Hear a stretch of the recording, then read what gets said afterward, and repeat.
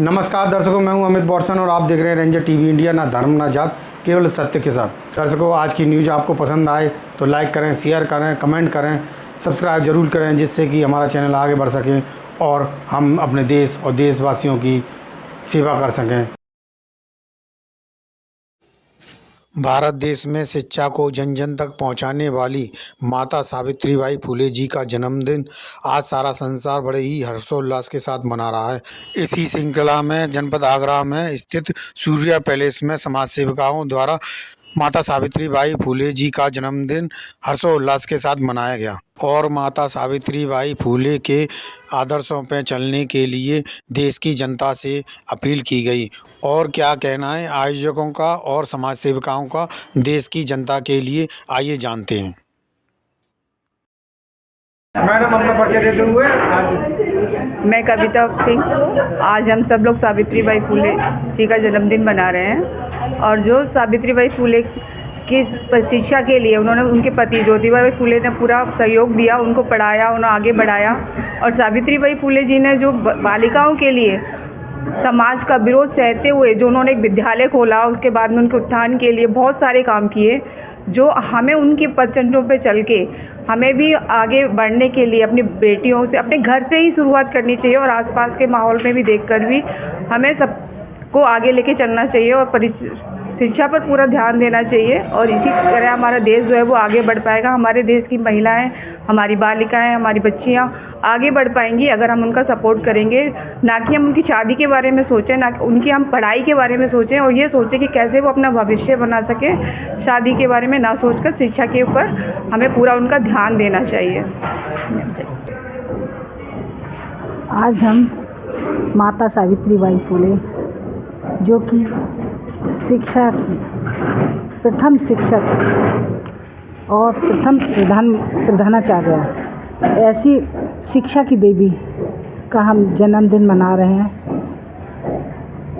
और आज मैं ये संदेश देना चाहूँगी कि एक समय ऐसा था जब महिला, किसी भी वर्ग की महिला हो, जिसको कि पढ़ने का अधिकार नहीं था और शिक्षित ना होने की वजह से वो बहुत सारी विश्वासों में और कुरीतियों से वो ग्रस्त थी। और वो एक मानव की ज़िंदगी तो बहुत दूर की बात हो गई, वो पशुओं से भी बदतर ज़िंदगी जी रही थी, जो कि उनको नहीं पता कि वो भी एक इंसान है। वो अगर विधवा हो गई, बाल विधवा होते थे, बाल विधवा होने के बाद विधवा हो गई तो फिर उसका और भी बदतर हाल था। तो ऐसी मजलूम औरतों के लिए, जो कि एक मनुष्य होकर के भी वो नहीं समझ सकती थी सुख क्या है, ऐसी ज़िंदगी जी रही थी, उनके लिए उन्होंने सोचा कि जब मैं पढ़ूं, अपने पति जो ज्योतिबा फुले जी थे उनके साथ शिक्षा ग्रहण की उन्होंने। और फिर अपने पति के साथ मिलके, जो सावित्रीबाई फुले ज्योतिबा फुले जी थे, उनके साथ मिलके उन्होंने महिलाओं के लिए विद्यालय खोले। जब इन्होंने स्कूल खोला और बच्चों को, लड़कियों को आह्वान किया पढ़ने के लिए, तो उन्होंने बहुत सारा अत्याचार, शोषण सहे, जो कि नहीं चाहते थे कि महिला वर्ग पढ़े।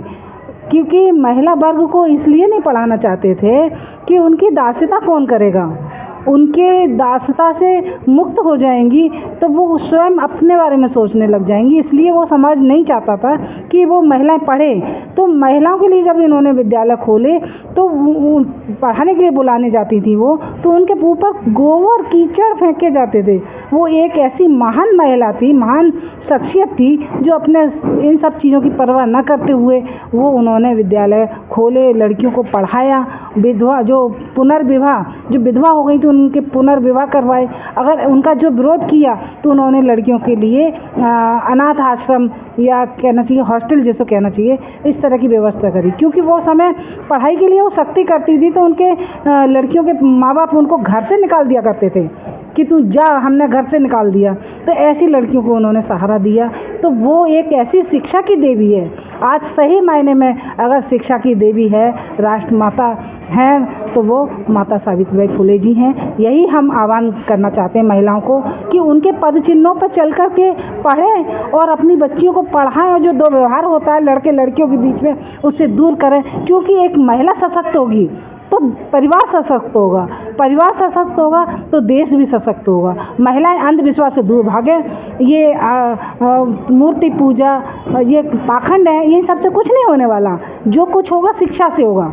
अगर एक समय था जब से उन्होंने संघर्ष किया शिक्षा के लिए, लेकिन मैं समझती हूँ महिलाओं की समझ में क्यों नहीं आ रहा है, इतनी रफ्तार स्लो क्यों है। आज की तारीख में भी महिला उन्हीं के पद चिन्हों पर चल करके हवाई जहाज उड़ा रही हैं, पायलट बनी है, प्रधानमंत्री बनी, और उनको इतने एक बाबा साहब ने भी उनकी बात, उनके उस पर चल करके एक संवैधानिक राइट्स भी दिए महिलाओं को। तो उन संवैधानिक राइट्स का लाभ लेते हुए वो अपने आप को अपने लिए काम करें, तरक्की करें, पढ़ें लिखें, अपने समाज को आगे बढ़ाएं। इसी बात के लिए मैं सावित्रीबाई फुले जी को अपने से हृदय से बहुत नमन करती हूँ और श्रद्धा के फूल अर्पित करती हूँ। धन्यवाद। मैं मिथिलेश कुमारी स्टेट बैंक में कार्यरत और अब सेवानिवृत्त हो गई हूँ। शायद मैं अपने गांव की पहली महिला रही होंगी जो स्टेट बैंक में कार्यरत थी। मैं सावित्रीबाई फुले के जन्म दिवस पर समाज को, अपनी महिलाओं के लिए ये कहना चाहूँगी कि जो हमारा शिक्षित वर्ग है, शिक्षित महिलाएं हैं, वो अगर अपने हिसाब से 2-4 अशिक्षित महिलाओं को शिक्षित भी कर पाएंगी तो ये बहुत बड़ी बात होगी। अगर हमारा सारा शिक्षित महिला वर्ग 2-4 लोगों को भी शिक्षित कर पाए, क्योंकि बैंक में बहुत महिलाएं ऐसी आती थी जिनको साइन करना भी नहीं आता था और लोग उनका विड्रॉल भरते थे और वो कितना अमाउंट भरते थे पता भी नहीं होता था उनको, और कई बार उनके साथ धोखाधड़ी हो जाती थी। तो आज के समय में हमारी जो शिक्षक क्या कहते हैं, हमारे जो शिक्षित महिला वर्ग है, उनकी सबसे प्रथम ड्यूटी यही बनती है कि वो कम से कम 4-5 लोगों को शिक्षा के लिए प्रेरित करें और उनको शिक्षा दिलवाएं। Thank you. पत्रकार महोदय, और मैं आपके चैनल के माध्यम से बताना चाहूँगी, आज हमारा सावित्रीबाई फुले हमारी जो शिक्षा की देवी हैं, उनका जन्मदिन हम लोग सेलिब्रेट कर रहे हैं। आज के दिन में ये बताना चाहूँगी, हमारी जो महिलाएं हैं, जो हमारी बहनें हैं, वो अपनी बेटियों को पढ़ाएं, लिखाएं, आगे बढ़ाएं। पढ़ने लिखने की रोशनी होगी तो हमारी बच्चियाँ आगे बढ़ेंगी, जीवन उनका खुशहाल होगा और जिस घर में भी जाएंगी उस घर में उजाला होगा। और शादी के लिए, मैं शादी के लिए कहना चाहूँगी कि जिन लड़कियों की शादी होती है तो वो शादी लड़की नहीं जाती है, उनको लड़के वाले घर को कर्जे में डुबो करके लड़की को जाते हैं। बेशक वो कहते हैं हम दहेज नहीं ले रहे हैं, हमारी कोई डिमांड नहीं है, फिर भी उनके मन में कहीं न कहीं कोने में रहती है कि गिफ्ट तो होना ही चाहिए, कुछ न कुछ तो होना चाहिए, सम्मान होना चाहिए, वरना हमारी शादी के मौके हमारे रिश्तेदार हमसे क्या कहेंगे। पहले तो शादी का ये हो गया कि बिल्कुल दहेज नहीं लेना चाहिए। अगर लड़की हमारी पढ़ी लिखी है और लड़का पढ़ा लिखा है तो शिक्षा से शिक्षा का संबंध होना चाहिए। यही मधुर मिलन है और यही हमारे परिवार को आगे बढ़ाता है। एक लड़की जब पढ़ी होती है 3 कुल में रोशनी करती है, अपने मायके का करती है, जिस परिवार में रहती है वहाँ करती है, और जिस घर में उनके बच्चे जाते हैं वो बच्चे उनका करते हैं। तो पढ़ना लिखना बहुत ज़रूरी है। बेटी को मैं यही कहना चाहूँगी, जो दहेज लेते हैं, अगर मैं किसी शादी में गई और मुझे किसी ने बुलाया और किसी ने मुझे गिफ्ट दिया तो मैं विरोध तो खैर नहीं करूँगी, पर हाथ जोड़ कह दूँ भाई मुझे कोई गिफ्ट नहीं चाहिए। दहेज बहुत बुरी बला है, बहुत बुरी बीमारी है। जब तक हमारी ये समाज में रहेगी तब तक हमारे परिवार आगे कभी बढ़ नहीं सकते, और जो इस समाज से इस बीमारी से ग्रस्त हैं वो समाज कभी हमारा आगे बढ़ ही नहीं सकता है, बिल्कुल नहीं बढ़ेगा। हम अपनी लड़की को भेजते हैं, सामान देते हैं, उसका मौत का सामान साथ में रख के देते हैं कि भाई तुम लड़की भी ले जाओ, इसे मार देना, कर देना, हम कुछ नहीं बोलेंगे। लड़की हमने दे दी, अब यहाँ तुम्हारे यहाँ से अर्थी निकलेगी, हमारे से डोली निकल गई है। बिल्कुल गलत।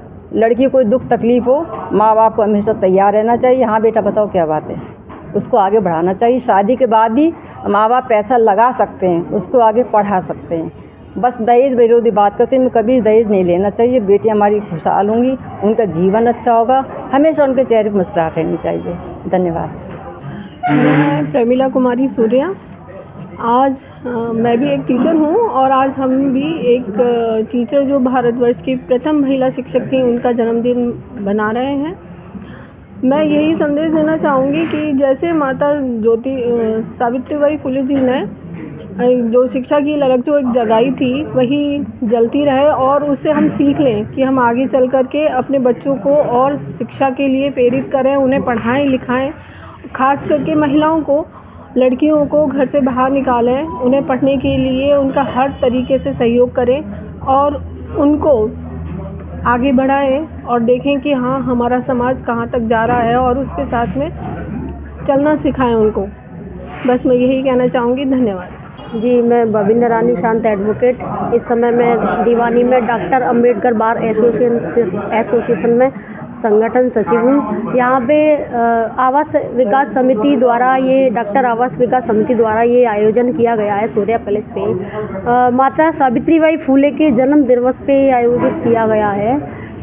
मैं महिलाओं से ये कहना चाहूँगी जिस तरीके से उन्होंने हमको यहाँ तक पहुँचाया, उस परिस्थिति में हमें यहाँ पे उन्होंने आगे पहुँचाया और हम धीरे धीरे करके मतलब अब उनके ही मार्गदर्शन पे करके थोड़ा आगे बढ़ रहे हैं। हर फील्ड में हम आगे बढ़ रहे हैं। महिलाएं बढ़ चढ़ के हिस्सा ले रही हैं हर चीज़ में। और हमारे समाज की महिलाएं नहीं, हम और भी समाज की महिलाओं के बारे में अगर बात करें तो वो उन्हीं की देन है, क्योंकि शुरुआत तो उन्होंने ही करी थी ना। जब आज हमारे हर वर्ग की महिला, हर तरीके की महिला इस इतिहास में नाम कर रही है, वर्तमान में भी नाम कर रही है, बहुत ऊंचाइयों को छू रही है। दूसरी चीज़ ये है कि हमें जब हम पढ़ लिख जाते हैं, किसी मुकाम को हासिल कर लेते हैं, तो हमारे लिए एक सबसे बड़ी चीज़ जो हमारे आड़े आती थी या आती है वो है हमारा रुपया। जब हम किसी पद को हासिल कर लेते हैं तो वहाँ हमें पद तो मिलता ही मिलता है, मान प्रतिष्ठा जब मिलती है, साथ में जब रुपया मिलता है, जब हम अपने आप का पेट भर पाएंगे तो फिर हम औरों की भी मदद कर पाएंगे। तो यहाँ लड़का लड़की जब मायने नहीं रखता इस चीज़ को, तो मैं ये अपनी देश की सभी महिलाओं से, सभी माताओं से ये कहना चाहूँगी कि जब लड़की बराबर का हर चीज़ में शेयर करना जानती है, और क्योंकि हम उसको आगे ले जा रहे हैं, पढ़ा लिखा के आगे बढ़ा चढ़ा के उसको कर रहे हैं, शिक्षा से ही उसकी सारी चीज़ें हो रही है, शिक्षा से उसकी हर विकास में उसकी तरक्की हो रही है। तो जब धन की जो कमी है वो भी वो पूर्ति कर लेगी, फिर ये दहेज लेना ना लेना ये ऑटोमेटिक तब ख़त्म होगा। आप चाहे चिल्ला चिल्ला के मर जाइए, कानून बन गए, सब कुछ हो गया, जबकि सब पता है कि दहेज में इतना बड़ा अपराध है, लेकिन फिर भी सरेआम खुलेआम सब कुछ लिए जा रहे हैं, सारी चीज़ें चल रही हैं, क्योंकि ये रुक नहीं सकती। जहाँ व्यवस्थाएं बन जाती है कि लड़की और लड़का दोनों समान स्तर में आ रहे हैं, दोनों समान स्थिति में हैं, वहाँ ये चीज़ मायने नहीं रख पाएगी। वहाँ लड़की वाले अगर रिश्ता तय करते हैं तो वो चीज़ बोल भी नहीं पाएंगे, किस मुँह से बोलेंगे कि आपकी रेपुटेशन है, प्लस लड़की की रेपुटेशन आपसे हाई हो सकती है। क्यों? वो सारी चीज़ उसको कहाँ से मिल रही है? शिक्षा से मिल रही है। जब आप शिक्षा प्राप्त कर लेंगे तो ये चीज़ हासिल कर पाएंगे, अन्यथा आप ये सारे कानून, सारी चीज़ें, सारे समाज चीज़ें सब कुछ फेल हो जाएगी। मैं आज महिलाओं से और उन सबसे ये कहना चाहूँगी कि और पुरुषों से भी ये कहना चाहूँगी कि वो हमारा सपोर्ट करें, हमारा सम्मान करें, हमें आगे बढ़ाएं और हमारा जो जोश है उसको निकालें, उसको कम ना होने दें, क्योंकि कहीं ना कहीं वो हमारा भाई के रूप में, पिता के रूप में, पति के रूप में, अगर वो हमारा सपोर्ट नहीं करेंगे तो जाहिर सी बात है कि हम अकेले एक तरफा कुछ नहीं कर पाएंगे।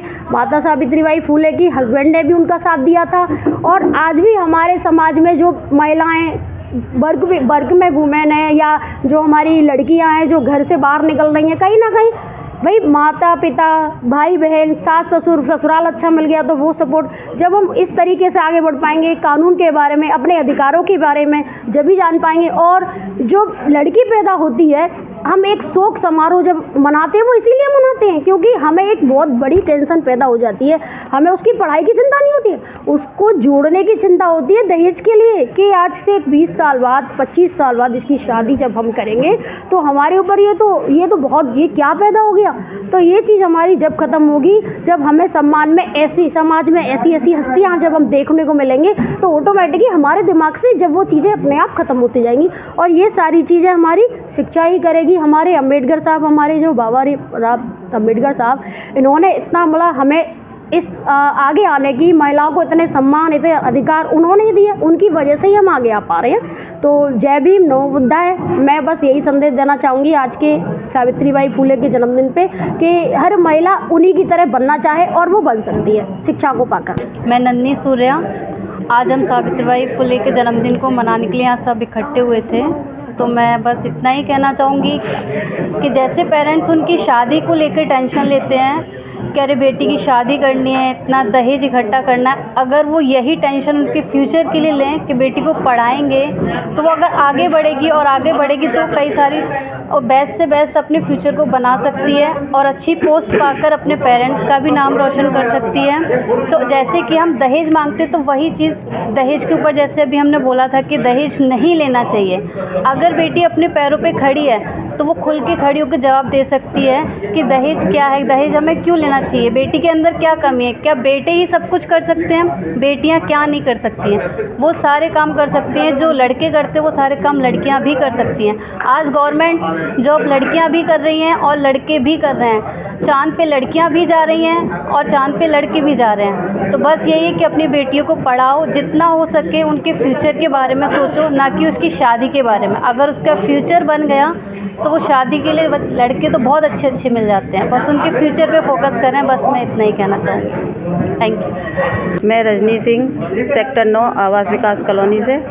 मैं आज सावित्रीबाई फुले जी के जन्मदिन पर आज हम सभी यहाँ इकट्ठे हुए हैं और आज मैं सभी महिलाएं सभी का शुक्रिया अदा करती हूँ जो कि सब यहाँ जमा हुए। आज उनके जन्मदिन पर हम लोगों ने सबने यहाँ कार्यक्रम किया और सबके भाषण सुने। बाकी की ये सभी इच्छाएँ हम सभी महिलाओं को जागृत करती हैं कि हमें पढ़ लिख कर एक अच्छे महात्मा गांधी की तरह हमें बनना चाहिए और जो हमारी महात्मा गांधी फुले जी थी उनके विचारों पर चलना चाहिए और हम सभी को यहाँ पर शिक्षा के ऊपर ध्यान देना चाहिए। हमें अपने बच्चों पर भी यही शिक्षा देनी चाहिए कि बच्चों को पढ़ना लिखना चाहिए। आज मैं यही संदेश दूंगी कि सभी महिलाओं को अच्छे से पढ़ना लिखना रखना चाहिए। जय रीतना, धन्यवाद। जय भीम, नमो बुद्धाय। मैडम, अपने परिचय देते हुए आज का जो कार्यक्रम है उसको देखते हुए आप देशवासियों को क्या संदेश देना चाहेंगे? सभी दर्शकों को मेरा जय भीम, जय भारत, जय संविधान। और जैसे कि हमें तो सभी लम्स में हमारे साथी और सहयोगी लोग और हमारे दर्शक जानते हैं कि मैं कल्पना बौद्ध महिला क्रांति शक्ति ब्रिगेड से राष्ट्रीय अध्यक्ष हूँ और अभी वर्तमान में अधिकार जागरूकता सम्मेलन चलो गाँव की ओर 28 दिसंबर को यात्रा का प्रस्थान किया हुआ है कानपुर देहात भोगनीपुर तहसील ढींगाम से। और पूरे देश में सभी साथियों को, सभी दर्शकों को पता है आज माता सावित्रीबाई फुले जी का जन्मदिन था और हम सभी बहनों ने बहुत हर उल्लास के साथ के मनाया है और मैं सभी को बहुत बहुत हार्दिक शुभकामनाएं, बधाई देती हूँ। सर, जो आज का कार्यक्रम है उसके विषय में बताइए। मैं अजय सिंह सूर्या। आज सूर्या पैलेस बुद्ध आगरा पर डॉक्टर अम्बेडकर आवास समिति द्वारा माता सावित्रीबाई फुले की 193वीं जन्म जयंती के अवसर पर एक कार्यक्रम लगाया गया है। इसमें मुख्य रूप से समिति का उद्देश्य है कि महिलाओं के अंदर जागरूकता पैदा करना। क्योंकि आज हम कितना भी तरक्की कर लें लेकिन जब तक हमारी महिला जागरूक नहीं है, क्योंकि महिला जो है परिवार की प्रथम शिक्षिका होती है और पालन पोषण में, भरण पोषण में और प्रथम पाठशाला के रूप में जो प्रथम भूमिका होती है वो माता की होती है और महिला की होती है। और माता सावित्रीबाई फुले ने शिक्षिका के रूप में शिक्षा को आगे बढ़ाते हुए, बालिका शिक्षा को बढ़ावा देते हुए पहला विद्यालय स्थापित किया और उन विषम परिस्थितियों में जबकि महिलाओं का घर से निकलना दूभर था, तमाम तरह के रोक टोक थे, लेकिन उसके बावजूद उन्होंने समाज को चेतना देने के लिए उद्देश्य से एक विद्यालय स्थापित किया जिसमें विशेष सहयोग ज्योतिबा फुले का रहा, उनके पति, और दोनों ने मिलकर एक बहुत बड़ी एक जंग एक शिक्षा के क्षेत्र में लड़ी और बहुत ही कम समय में ही 4 विद्यालय स्थापित करके शिक्षा का प्रचार प्रसार किया। इसके साथ साथ सावित्रीबाई फुले एक शिक्षिका के रूप में तो थी ही, उन्होंने एक समाज सुधारक के रूप में बहुत बड़ा काम किया। उन्होंने जिस तरह की जो रेप विक्टिम महिला होती थी उनकी देखभाल के लिए संरक्षण गृह बनाए और इतना ही नहीं, उन्होंने ऐसे ही एक बच्चे को गोद लिया, अडॉप्ट किया और उसकी परवरिश करी, और उनका अंततः जीवन भी प्लेग की जब बीमारी फैली हुई थी तो एक इसी तरह से लोगों की सेवा करते हुए पूरा जीवन गंवा दिया। तो हम ऐसी महिला सावित्रीबाई फुले को प्रणाम करते हैं, श्रद्धा नमन करते हैं और संकल्प लेते हैं कि हम इस समाज में महिलाओं को सही रूप से उनकी जागरूकता उपलब्ध कराकर और प्रत्येक महिला को उनके जीवन स्तर में सुधार करने का प्रयास करेंगे। और बाबा साहब का जो मिशन है, बाबा साहब की संकल्पना है कि हर एक व्यक्ति शिक्षित बने, हर एक संगठित हो और फिर संघर्ष करे, इस उनकी धारणा को हम सजीव करेंगे। इस साथ जय भी नमो बुद्धाय। तो आज की न्यूज़ आपको पसंद आए तो लाइक करें, शेयर करें, कमेंट करें, सब्सक्राइब जरूर करें, जिससे कि हमारा चैनल आगे बढ़ सके और हम अपने देश और देशवासियों की सेवा कर सकें। इसी के साथ फिर मुलाकात होगी, तब तक के लिए आपसे विदा लेते हैं। नमस्कार।